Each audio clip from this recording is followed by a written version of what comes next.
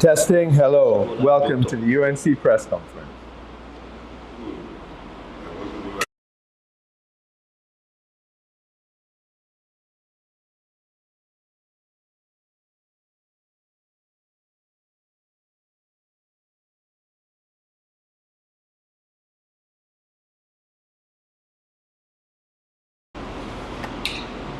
Welcome to the UNC press conference this Sunday, January 11th, 2026.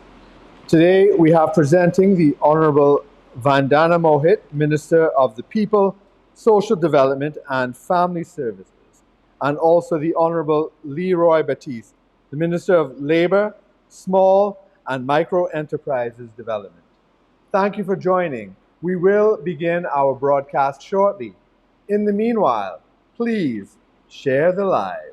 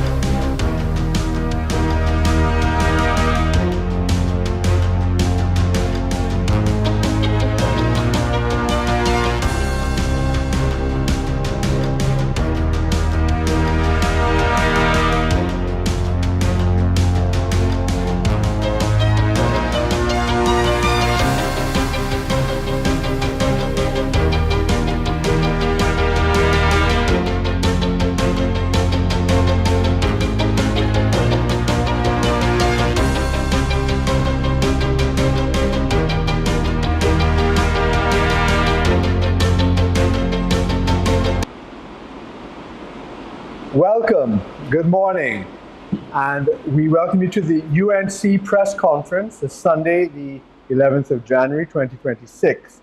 And as your UNC government continues to ensure that everybody wins, today we have a special focus on the vulnerable, the most vulnerable in our society, and also the workers.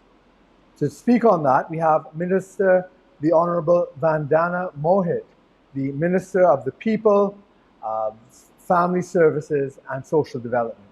And we also have Minister the Honorable Leroy Batiste, the Minister of Labor and Micro Enterprise. So with that, let me call to the podium the Honorable Minister Vandana Mohit.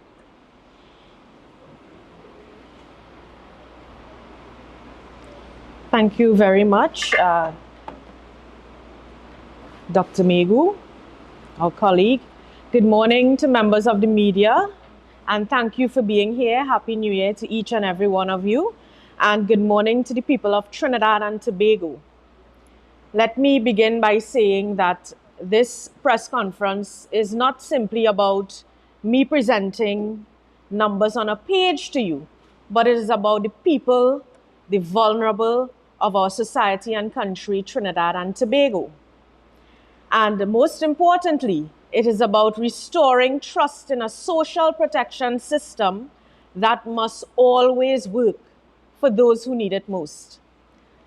Today, I present to you, most importantly, the achievements of the Ministry of the People, Social Development and Family Services for the period May to December 2025. A period not only marked by delivery, but by repair, marked by reform and redirection of our social services framework. I want to touch a little bit on a system in which we inherited. And I want to start on that by acknowledging a reality that the public knows all too well. When our administration assumed office, the social services system was under strain. Backlogs were entrenched, processes were fragmented, interagency coordination was weak, and too often, the most vulnerable were made to wait the longest. The ministry and this administration did not inherit a clean slate. We inherited unfinished work, we inherited delayed payments, outdated eligibility tools, and fractured data systems. But instead of excuses, what we did, we chose to work on it and we chose action. I want to touch a little bit on social investment and direct support to the people of Trinidad and Tobago. At the heart of this ministry's mandate is the social investment portfolio. The programs that put food on tables, that repair homes, that restore dignity, and that provide stability to families. Between May and December 2025, the Ministry of the People, Social Development and Family Services delivered millions of dollars in direct social assistance, touching hundreds of thousands of lives across Trinidad and Tobago.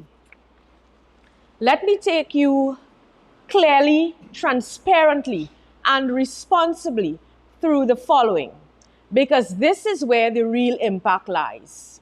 I want to touch a little bit on senior citizens' pension. Our senior citizens deserve certainty, respect, and timely support. And during the period under review, May to December 2025, $3,448,445,571.39 was expended on the senior citizens' pension, supporting 117,181 elderly citizens nationwide. But more importantly, we confronted a long-standing backlog. Through direct collaboration with the National Insurance Board of Trinidad and Tobago, we reduced the SCP backlog from over 2,300 cases to 175. And this is not rhetoric. And this is at that time when we entered office. As we speak now, those numbers are down. The NIB office, I understand, they are receiving weekly updates on this matter, so we are not faced with another situation of backlogs coming out of NIB. This is what you call Reform Trinidad and Tobago. It means shorter wait times, faster approvals, and peace of mind for older persons who have already given a lifetime of service to our nation. I want to touch a little bit on food support program, because food security remains one of the most immediate pressures facing vulnerable households. Between May and December 2025, I want to share with our population that the food support program expended $60,700,720, serving 12,615 active clients of our country, with 274 new beneficiaries during that period, 274 new beneficiaries approved during that period. But we did not stop there. For the first time, the ministry implemented a structured, equitable expansion of temporary food card support through its members of parliament. What we did, we gave 60 food cards per MP for the Diwali season across all 41 constituencies. Not UNC, all 41 constituencies, valued at $550 each, totaling $1,353,000. Then, recognizing the added pressures of the festive season, what we did again? Christmas food support cards. Previously, MPs received 200 during the Christmas season. But this time around, under UNC administration, what we have done? Christmas food support cards were increased by 50 per MP, resulting in 250 food cards per Member of Parliament across all 41 constituencies. Trinidad and Tobago, a total expenditure of $5,637,500. This expansion was not political. What it was practical. MPs are often the first point of contact for families in crisis. This program empowered them to respond immediately and responsibly. I've had MPs from across the floor thanking us for giving this to them to help their constituents during festive periods. I want to move a little bit onto building inclusion, from policy to physical access. Beyond income support, the ministry is deliberately shifting from assistance alone to structural inclusion. In July 2025, a meeting was convened between the Ministry of the People, Social Development and Family Services and the Ministry of Housing with one clear objective: to foster collaboration for the provision of accessible housing for persons with disabilities. This is not symbolic engagement. It is the foundation for design standards, policy alignment, and delivery mechanisms that will ensure persons with disabilities are no longer retrofitted into spaces, but designed into them from the start. What this initiative will do, it will move into active implementation during this fiscal year, and it represents a critical shift towards independent living, dignity, and full participation in national life. I want to move now a little onto the payment of grants. And I want to debunk the myth that grants are being paid late. Let me address a persistent and misleading narrative that social services grants are not being paid late by this ministry. We, this government, we are not paying social services grants late. I want to be very clear. January 2026 grants were processed and paid by the ministry by the 1st of January 2026. In fact, I had supermarkets sharing with me, MP, is this real? Minister, is this real? In my very own constituency, when you look at the checks, it's dated 1st January 2026. And then we hear that this government are not paying persons social services grant on time. We have been paying grants on time. We had one little issue with NIB previously, and I can tell you, on the instruction of our Prime Minister, I liaised with our Minister of Finance and I went to the NIB as a matter of emergency to deal with that issue, which was a machine breakdown. It took us time, but we worked assiduously to ensure that we got that part to get persons grant to them. And what we did, we communicated every activity with members of the public.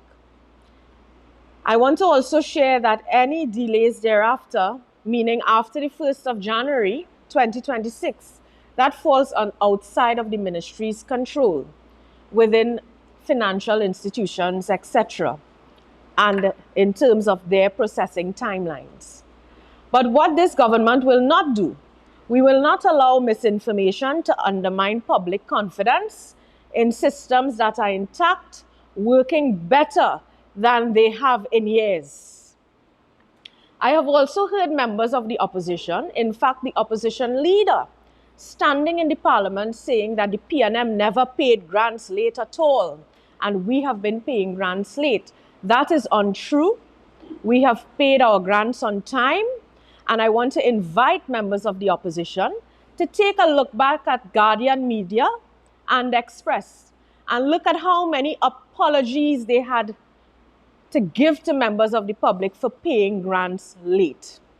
I want to move now to the NSDP, our National Social Development Program. The NSDP is where assistance becomes empowerment. During the review period, May 2025 to December 2025, 122 home repair grants were distributed, benefiting 403 household members at a cost of $1,817,007.54. These are not handouts. These are investments in safe, dignified living conditions. I want to touch a little bit on disaster relief. Continuing with the National Social Development Program, NSDP, because it is important to address both performance and perception. Under this administration, several disaster relief grant backlogs under the NSDP were cleared. Processing times have been significantly reduced. Grants are now being approved and disbursed faster, particularly for households affected by natural disasters and emergencies. I want to also thank the media for bringing forward some of these cases to us, because several of them which were brought forward by the media, we have dealt with them already. Between May and December 2025, 789 disaster relief assistance grants were distributed, benefiting 2,573 household members at a cost of $4,954,988.36. This is improvement. This is improvement for our citizens of Trinidad and Tobago. And this improvement is the result of streamlined internal workflows, stronger verification processes, and improved inter-unit coordination. Disaster victims, we have been saying this to them throughout Trinidad over the last 8 months or so when we meet with them, that they should not be forced into secondary hardship by delays. That era is over. And people are embracing, they are happy about this everywhere we go in Trinidad. I want to touch a little bit on the SEED program. Through the SEED program, 66 micro business grants were distributed. So when you hear there are not opportunities for all, we have given 66 micro business grants throughout this country, benefiting 223 household members. A total investment of $872,337.14. This is how we break cycles of dependency, by supporting enterprise, not just survival. So as you're hearing, we are not just giving grants, household repairs, etc. We are giving grants for persons to build themselves, build their businesses, build their families, and build their communities. I want to touch a little bit on the standard means test, the SMT, which before we came into office, people said to us that the means test is one that is mean. I want to touch a little bit on that this morning. One of the most critical reforms on the way under this government is the review of the SMT, the standard means test. Let me share early today that the SMT review is actively in process. We are continuously asking the committee dealing with this for updates. Findings and recommendations are expected shortly, and these will be taken to the cabinet to deliberate on, and of course the population can expect something out of this. What this revision will do, this review will modernize assessments, improve fairness across the board, and ensure assistance reaches those who genuinely qualify based on current socio-economic realities, not outdated formulas. So persons who are asking about the SMT, you can look forward to this coming to you. I know we have been telling people we are reviewing it, hold a little bit. We are continuously asking for updates, and this will be before the cabinet because the Prime Minister is very serious about this SMT review.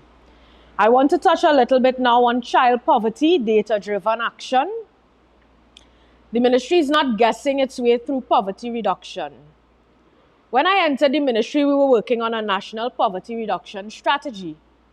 But we can't move to that if we do not deal with the multidimensional child poverty study. And through this study, stakeholder meetings were conducted both in Trinidad and Tobago. What we've been doing, we've been working with stakeholders across the board to examine the findings and recommendations of the study and to identify service delivery gaps, and to also strengthen coordination across agencies responsible for children and responsible for families. These engagements are shaping targeted interventions, not blanket responses, ensuring that child poverty is addressed holistically, not narrowly. I now move to period poverty, an initiative which was announced by our government in the budget presentation. This initiative will specifically be investing in our girls and women of this country. No girl should miss school. No girl should miss school because she cannot afford sanitary products. And from my discussions with civil society, this is happening within our nation. No woman should face shame because of biology. What the ministry is doing, we are working in collaboration with the Ministry of Finance in advancing a women's health fund, seeded with $5 million as approved to address period poverty nationwide. This includes free menstrual product distribution in schools, education on menstrual health and hygiene, targeting rural and low-income communities. This is gender equity in action, not rhetoric. So again, Trinidad and Tobago, we can look forward to that. We are working on this. This matter is currently before the cabinet and we will be deliberating on it shortly. So our young girls can look forward to something. Civil society and NGOs, you can also look forward to something, because we have been also consulting with civil society, NGOs, and the Education Ministry on this. Clearing of backlogs, NIB and immigration coordination. I want to share with Trinidad and Tobago that we recognize early that social protection does not exist in silos. That is why we initiated direct dialogue with NIBTT and immigration to address systematic backlogs affecting beneficiaries. I want to share with members of the public today that we acknowledge that several citizens who would have applied for social services grants have been messaging, commenting. They have been waiting 2 years. They applied for pension, no officer in some instances. They've applied for their grant, no visit from an officer. We acknowledge that.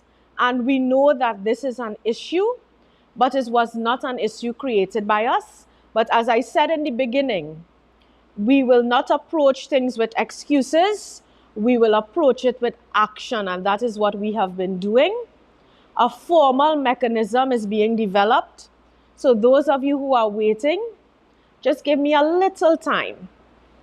A formal mechanism is being developed to deal with this as quickly as possible, to streamline verification, approvals, and data sharing. You will breathe a sigh of relief shortly. I cannot understand, we cannot understand how some of these offices, most of these offices, social services centers, have been left to deteriorate like this, with some areas, persons who applied will know, some areas being left without an officer for years. And persons have applied just waiting there for a visit or deliberation on their files. So we are working to fix this system. It will be fixed. We are reading your comments. We are listening to you. Most of our MP offices are facing this issue at this point in time. I want to also share today about an inclusive sporting future. In September 2025, our cabinet approved the design and construction of an inclusive sporting arena to complement and expand the services of the National Therapeutic and Resource Center for Persons with Disabilities at Carsonfield, Chaguanas. This facility will not be an afterthought.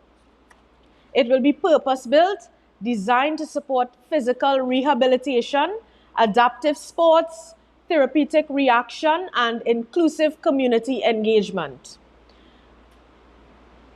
And I'm sure a lot of citizens would agree with me, because if we look throughout our country and we look for a sporting arena for persons with disabilities, you don't see any of that.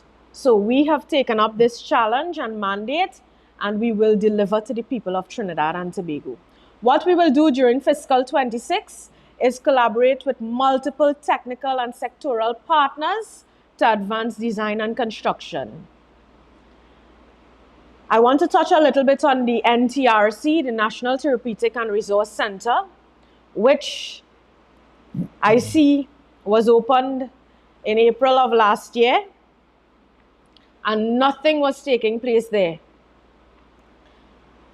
I am pleased today to report that the NTRC for persons with disabilities has officially commenced preliminary operations in December 2025 with the Ministry of Health. We will be working with our counterparts at the Ministry of Health to ensure that the staffing, equipment, calibration, and inter-agency referral protocols are finalized to ensure safe, high-quality care as the doors to this much-awaited facility are opened to the deserving clients. We will be also visiting there on Wednesday of this week to ensure that all are up and running, myself and the Minister of Health and our teams. This marks a significant milestone Trinidad and Tobago. From February 2026, the center will begin to the delivery of assessment services, providing structured, multidisciplinary evaluations to better guide interventions, referrals, and long-term support planning. This NTRC represents a national anchor for disability services, bringing together therapy, assessment, coordination, and innovation under one roof. This is a proud moment for us, and this is a proud moment for those who have been advocating for persons with disabilities. Ladies and gentlemen, members of the media, this report is not an endpoint today. It is a reset towards responsiveness, towards accountability, and towards human dignity. We are building a social services system that is faster, fairer, more transparent, and more humane. We will not expend a set of monies, and the people are not feeling value for money in this country. We are doing so, and we are doing so without leaving anyone behind. I thank you for listening, and I look forward to the rest of this press conference. Thank you, Minister Mohit. That was an incredible amount of work you've been doing, repairs you have had to do with a broken system, and not enough people know about the tremendous work that has been done already, and we thank you for informing us and letting us know what you will be doing in the months ahead. So thanks for that. Next up, we have the Minister of Labor, Small and Micro Enterprise Development, the Honorable Leroy Batiste, to talk about the workers.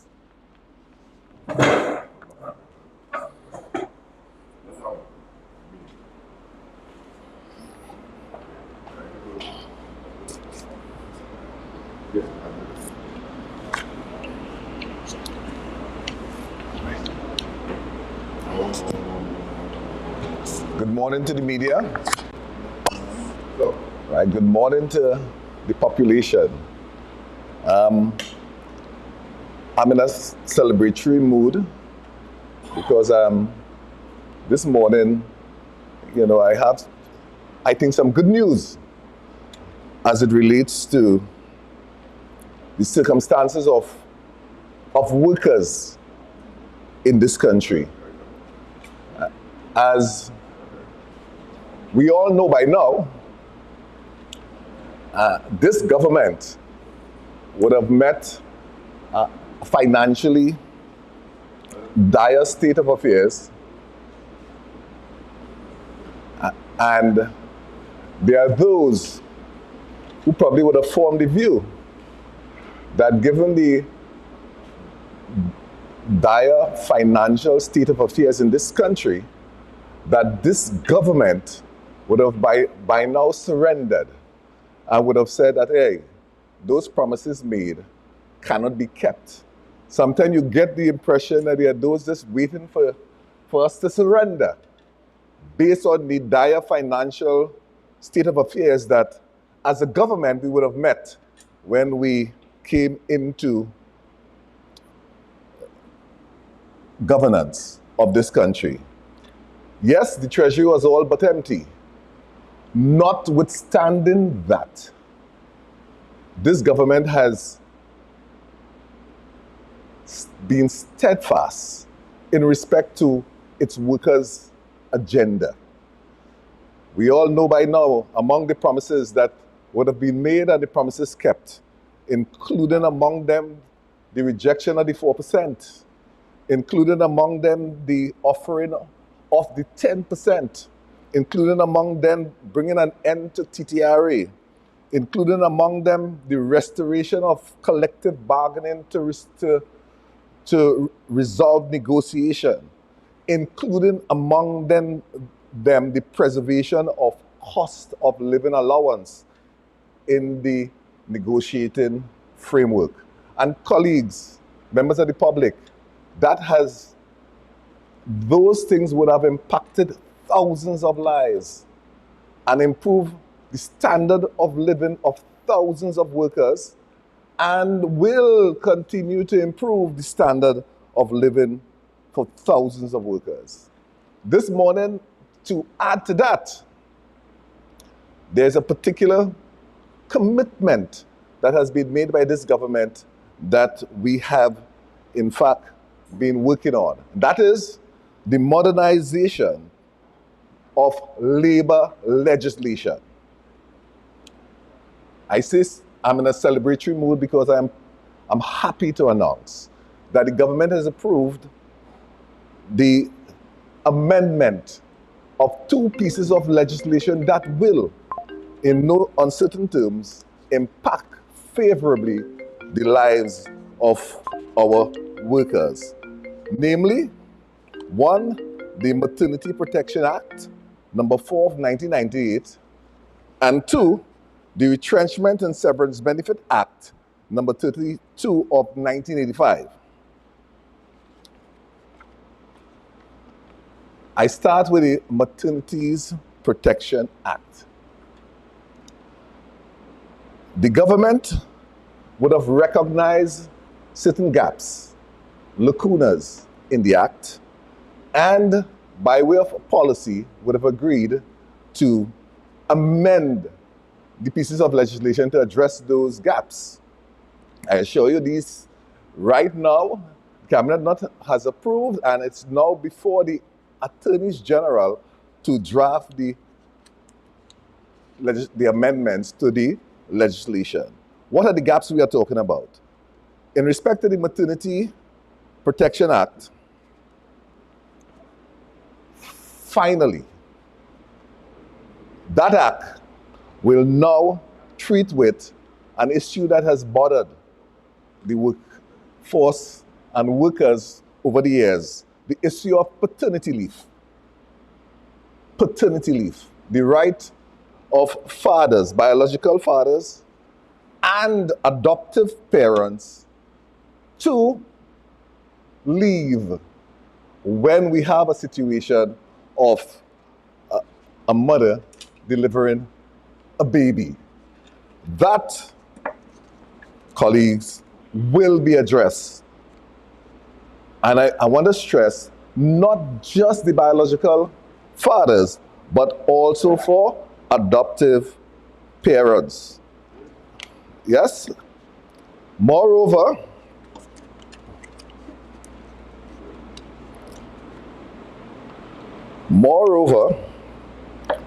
it will also apply for when, God forbid, a mother dies, that fathers or guardians of that child could access parental leave.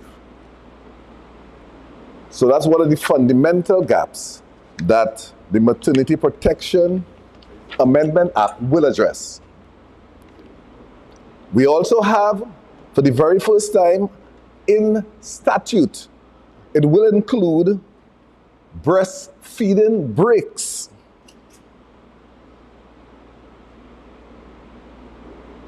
Lactating mothers will be statutorily protected for time spent on breastfeeding or the expression of breast milk. And they would be allocated time to do so, and let me add, time with pay. So they will not be penalized in that treating with the issue of breastfeeding. This amendments will also include anti-discrimination. And that is to say, the legislation will introduce explicit provisions prohibiting termination, demotion, reduced pay, or loss of opportunities due to pregnancy, maternity, paternity, parental leave, or breastfeeding breaks. And it will prohibit pregnancy testing for job applicants or employees. Moreover, it will treat with a guarantee to the same job with same pay, same job opportunities, terms and conditions after maternity, paternity, or parental leave. And above all else, if at all there is any kind of discrimination, it places the burden of proof on the employer where a worker would bring a discrimination case against any employer. And it will also seek to introduce appropriate fines to be made by the industrial court if employers breach this section.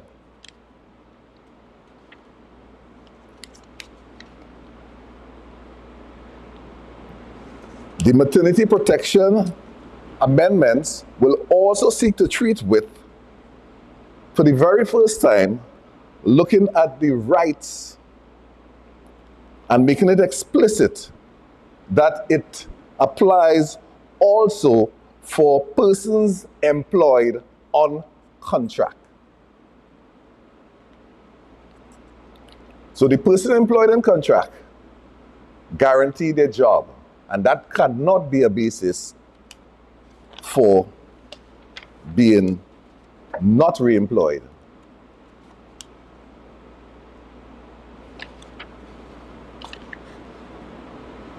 Another one of the gaps that it would in fact address, it will create a provision that allow any such matters that it will be fast-tracked in the industrial court so that we will not have a situation where prolonged period to have redress where there's an aggrieved employee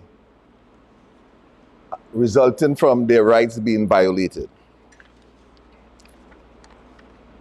Above all else, and this one is important, above all else, we penalize right now women, and by saying to them they could only apply for maternity benefits once in every 24 months. That will be no more.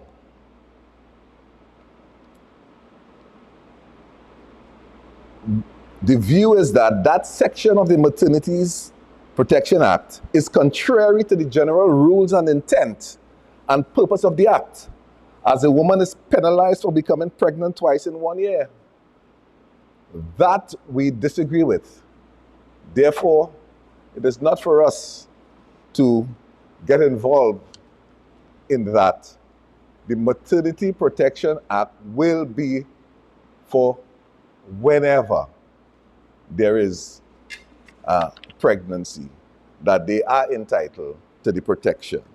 So that act will in fact make a serious impact upon not only our women folk, but our fathers, our adoptive parents. What the government is seeking to do is to modernize and to have this act align with what is understood to be the contemporary practice around the world, and also the ILO Convention in respect to maternity leave and maternity protection leave.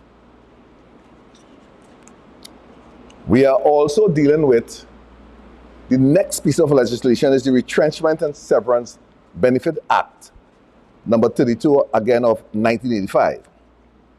This act again impacts workers in a very significant way.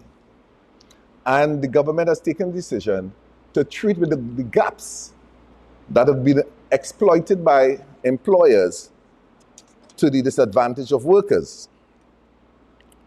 Among the gaps identified would have been the definition of redundancy. Redundancy is deemed to be essentially surplus labor only. And therefore, an employer could have easily avoided any obligation to workers by, if they cry insolvency, if they discontinue operations, if they close their doors, any number of these type of activities would have rendered the worker without any recourse under the Retrenchment and Severance Benefit Act. That definition will be redefined to include insolvency, to include receivership, and a number of other reasons why you might have some discontinuation of operations. And notwithstanding the discontinuation, the worker will in fact have the rights for severance benefit under the Retrenchment and Severance Benefit Act. Moreover, the government is, again, committed to the establishment of what we call a guarantee severance benefit fund, which allows for that the employer to be, from day one, when you have an employee, to treat with the issue of, if it comes to separating that employee, that there is a fund set aside for such a worker. And therefore, the establishment of a guaranteed severance benefit fund aligned with ILO Convention 173 is one of the things that will be addressed with the amendment to the Retrenchment and Severance Benefit Act. Another gap in the current legislation is, as people probably are aware of, you have to be 5 workers or more before you even become eligible for the RSBA to have any kind of significance to the worker. So an employer simply could have sent home 4 workers at a time and avoided any obligation under the RSBA. That gap will be closed.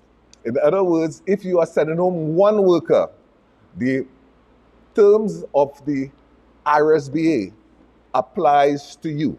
The procedure applies to the worker, and therefore, it allows that any worker being retrenched at all, that they are entitled to benefits under the RSBA.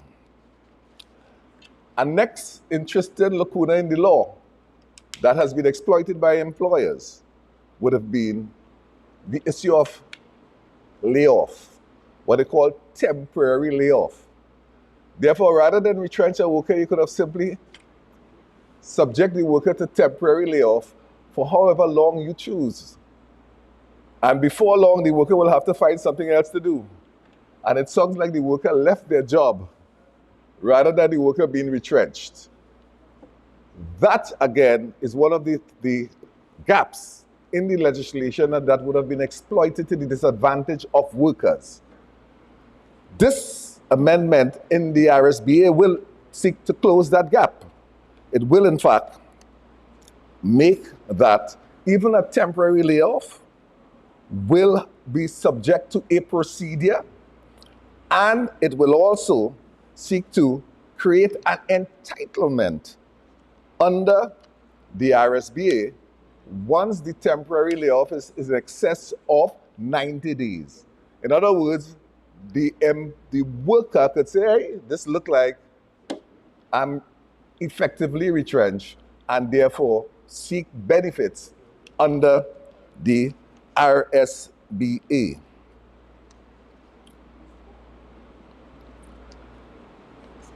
Last but not least, this would seek to modernize the compensation under the RSBA. I would have alluded to the RSBA being an act in 1985, and therefore the compensation would have been set in 1985. We are talking about 40 plus years ago. And therefore the compensation there, needless to say, is as completely outdated as ever.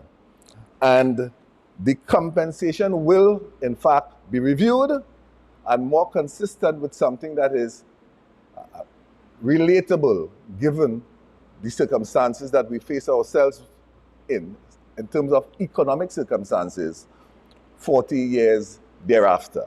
So that will, in fact, represent an improvement in the benefits that workers will be entitled to if they are retrenched under the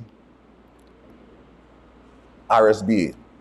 Again, just to give you an example, right now, if you are less than 1 year and 3 to 5 years, you would be entitled to 2 weeks pay, and anything 5 years and more, 3 weeks pay per year. The revision contemplates a total revamping of those compensation where, and I want to be clear, this is being addressed at the Attorney General office. But what we are contemplating is 1 to 5 years, you could start at 3 weeks per year, and 5 years or more, 4 weeks for every year service. Yes? So, with that, these two pieces of legislation, we believe would be absolutely impactful on workers' life. Again, the Maternity and Protection Benefit Act impacts not just our women who happen to be employees, it impacts every single employee, where a child will come into their being, that they're entitled to both paternal leave, they're entitled to adoptive parent leave, parental leave, and retrenchment, that people are treated fairly. If at all, a person would find themselves in that difficult situation where they are no longer employed, that they're entitled to benefits, and they're just simply not one day with a job and next day without, and nothing for such persons in the context of taking care of themselves and their families. I thank you.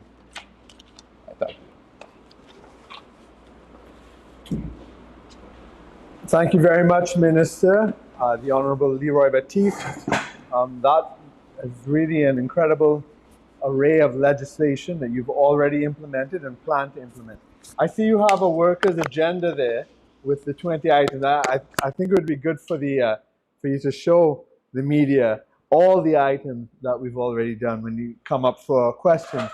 Because right now, we are opening the floor to the media for questions to both Ministers Mohit and Batiste. So I would invite both ministers to come to the podium to take questions.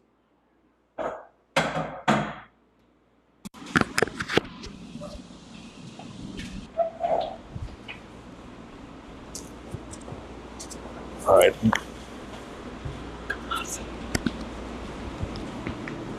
Do we have any questions from the media?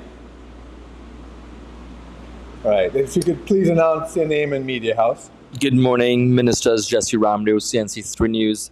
Minister Mohit, I know based on your articulation, you indicated that millions would have been spent on the delivery of social services for a particular period ending 2025.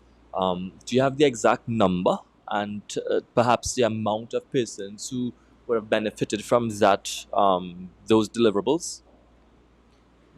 Thank you very much, Jesse. I would have given it division or unit by unit, because for me to give you a total number, that would be difficult. That's why I did it unit by unit. So you'll understand based on the NSDP or the senior citizens pension, you would have gotten a total number and the total amount spent. There are some in society who are arguing that, perhaps given what they're claiming to be, a rising cost in living, that some sort of consideration be given to, increasing the value of public assistance grants. Is that maybe a consideration? Is that something that government may factor at any point in time? I can't state that just yet because it's a process, it's work in progress.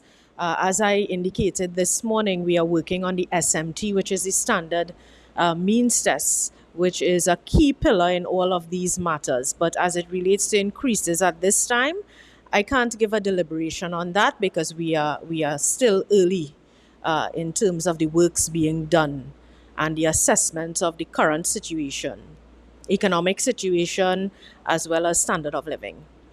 If I may just ask you to switch perhaps a ministerial cap to put on your MP cap now. There was an incident involving an elderly woman, Miss Suknanan, who was found decomposing at her home.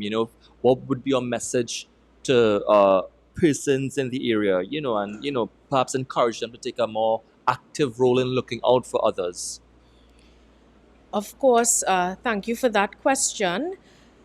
What I have said early in the game on behalf of this government is that we will not at all tolerate any type of elderly abuse, etc. I don't know the details of this matter just yet, so I can't state or align anything as it relates to this particular case.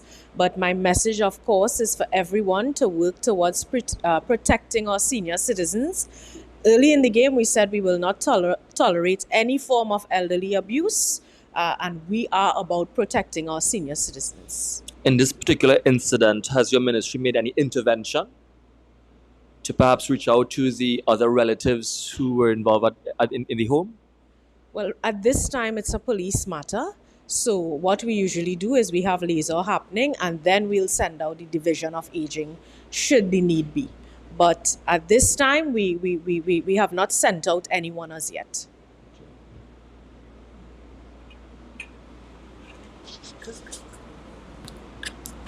Good morning, Rhonda Dowlat, Penpoint Solutions Limited. This question is directed to Minister Mohit.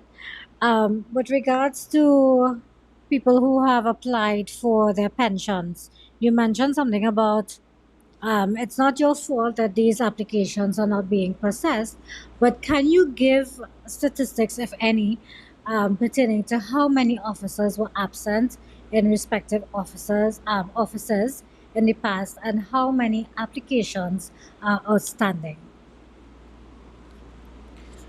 What I can assure you is we've been collating that in terms of the outstanding cases, and it's a couple thousands. I will give the final figure in the coming week when we are rolling out the measure which was explained earlier. I can tell you, I don't have the exact figure with me now, but I do have it. And it's across the board. It's at every office. But we will fix it. As I said, it's something that we inherited, but we are not going to give excuses on it. We are going to give solutions to ensure that the vulnerable population is taken care of.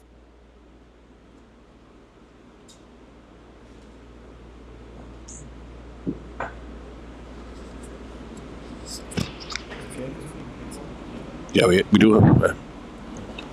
Morning, Michael Kerr, TTT.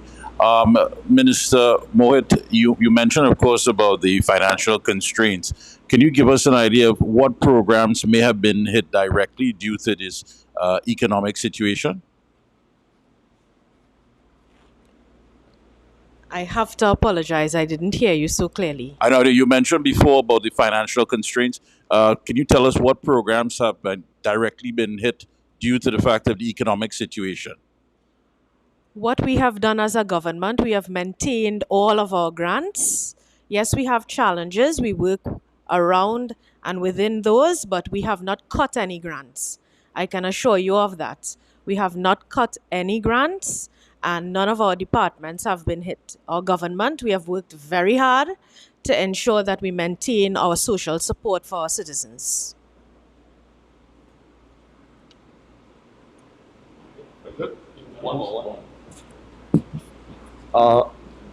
Minister Batiste, you would have spoken about the Retention and Severance Benefit Act and articulated a number of points regarding that. But I'd also like to get perhaps your position, on the recent decision taken by executives and management to close Newsday, and workers there will be on the breadline, of course. Just perhaps your thoughts on that as well. Well, I don't know how much it's cast in concrete, but assuming it's cast in concrete, of course, my heart goes out to anyone who would have lost a job or is intending to facing the breadline. And the one thing that we want to ensure is if something like that happens, that we offer maximum a cushion that allows them to transition into some other gainful employment. And hence, the Retrenchment and Severance Benefit Act and the need to treat with that with some level of urgency, because the compensation is outdated. The procedure leaves a lot of persons unrepresented if they are faced with being on the breadline. That is what the intent there, to treat with that and to close that gap, that people can get the maximum level of support if they are faced with being without a job. But once approved these amendments, how soon can we make it to Parliament?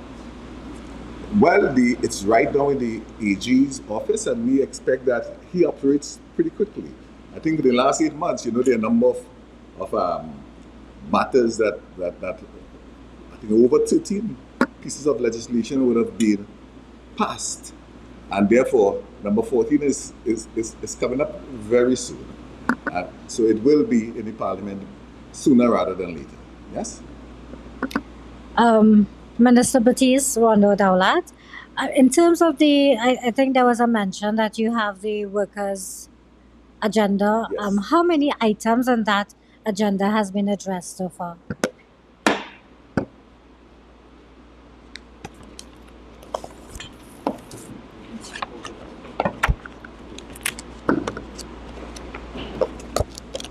I want to start by saying, whatever the financial circumstances that this government would have met, I assure you, it may slow us down, but it will not stop us from achieving what we have set out here as deliverables on behalf of the workers and the people of Trinidad and Tobago. But there are a number of them. It's about 20 commitments given thus far, and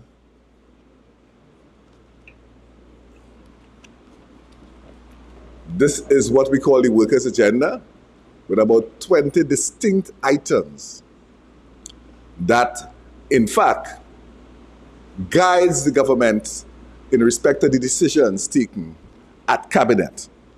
And so that you know how much it impacts us, let me just read a couple, and you would say, yes, it was done. For example, the UNC rejects the unjust 5% imposed on state sector workers and commits to engage in free and fair collective bargaining process through the office of the CPO. we know now that that was done, that we kept promises made, promises kept. The UNC rejected the 4%. That the UNC is committed to amending the Trinidad and Tobago Revenue Authority legislation. Yes? That promises made, promises kept. That the UNC would act urgently to use free and fair collective bargaining process to resolve settlement of negotiations. You see again, it wasn't a matter of an offer and you take it or leave it. It was that back around the negotiating tables is where things are settled and where things are going to be settled in the future. A big one, the UNC is committed to preserving the cost of living allowance for workers where it presently exists. Again, promises made, promises kept. That would have been achieved. There are a number of other things that are in process, among them being the UNC will modernize all labor legislation that we are in the process. We have, in fact, met with the unions continuously. We have been meeting with the union representative bodies, JTAM and NATUC, and the ECA, the Employer Consultative Association, and engaging in the review of all the legislation. One of the promises that stood out, because it took a particular significance, would have been an agreement. The UNC commits to the holistic review and modernization of the Industrial Relations Act. That is a work very soon. You would be here, it been announced as going to, it's before the cabinet. Let me just say going. It's before the cabinet. It's been reviewed by cabinet. And therefore, very soon, that will be coming up for amendment and in the possession of the parliament. So we are, and in fact, the UNC is committed to creating a living wage. We have full review of that. That is, again, a process that will be soon before the cabinet. And each and every one's, how much I counted there? I know how much I read it, but a significant amount of achievement thus far. Please know that we are only 8 months into governance. Yes? And we intend to keep each and every one of our promises. Thank you. Well, thank you very much, Minister. Both Minister Batiste and Minister Mohit. I'd also like to thank the members of the media for their questions and viewers from Trinidad and Tobago, the region, America, Canada, Ghana, Nigeria, India, all around the world and further afield. Thank you very much for tuning in. Your UNC government continues to work for you to ensure that everybody wins. Thank you very much and have a great Sunday.